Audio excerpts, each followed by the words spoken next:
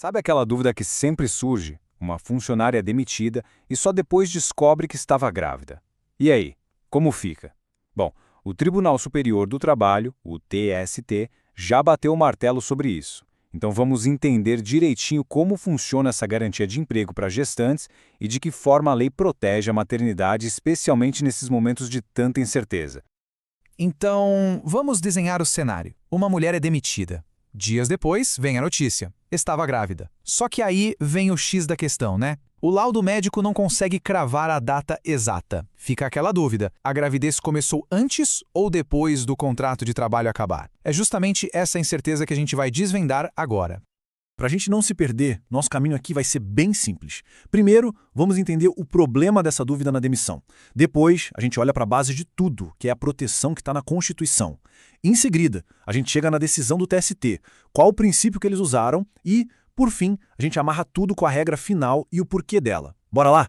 Ok, vamos começar pelo começo. A dúvida na demissão. O dilema legal nasce exatamente aqui, nessa incerteza. Pensa só, a demissão já aconteceu. Mas e a gravidez? Começou um dia antes do contrato acabar ou um dia depois? Ninguém sabe com 100% de certeza. É essa linha tão tênue que cria todo o debate na Justiça do Trabalho.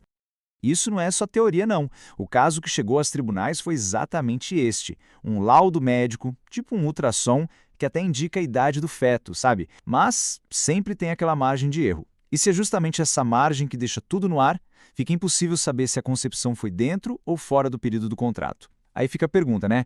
Para que lado a balança da justiça pende numa hora dessas? Bom, para a gente conseguir responder essa pergunta, a gente precisa ir na fonte, na base de tudo. E a base, nesse caso, é a nossa Constituição Federal. É lá que está o pilar de toda essa proteção. Olha só o que diz a Constituição. O artigo 10 do ADCT é bem claro. Ele garante estabilidade provisória para a empregada gestante. Isso vai desde a confirmação da gravidez até 5 meses depois do parto. Ou seja, é proibido demitir sem justa causa nesse período. Mas o ponto-chave aqui, e isso é fundamental, é que o objetivo vai muito além de só proteger o emprego. A ideia é proteger a maternidade, o bebê que vai nascer e a dignidade da família como um todo.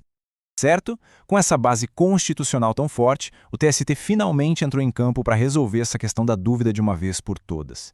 Agora a gente chega na resposta definitiva do Tribunal Superior do Trabalho. E a resposta do TST, gente, é super direta. Presta atenção. A dúvida razoável sobre o início da gravidez não afasta o direito à garantia de emprego. É isso, simples assim.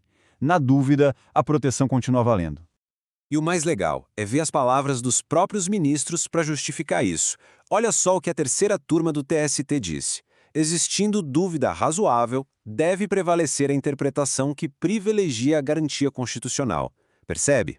Na hora de interpretar a lei, se tem dúvida, o que vale mais é a garantia que já está na Constituição. A proteção vem sempre primeiro. E não foi só uma turma que pensou assim, não.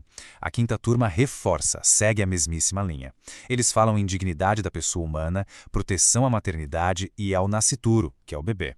Essa consistência entre diferentes turmas do tribunal mostra que esse entendimento é super sólido. É a posição firme do TST. Beleza, a gente já sabe o que o tribunal decidiu. Agora a gente precisa entender o porquê. Existe uma lógica jurídica por trás de tudo isso, um princípio fundamental do direito do trabalho que direciona essa decisão. E esse princípio tem um nome em latim. A gente ouve bastante no direito. In dubio pro operario. Traduzindo no jeito bem simples, significa na dúvida a favor do trabalhador. É um princípio que serve para proteger mesmo, sabe? Ele reconhece que na relação de trabalho, o empregado é a parte mais vulnerável.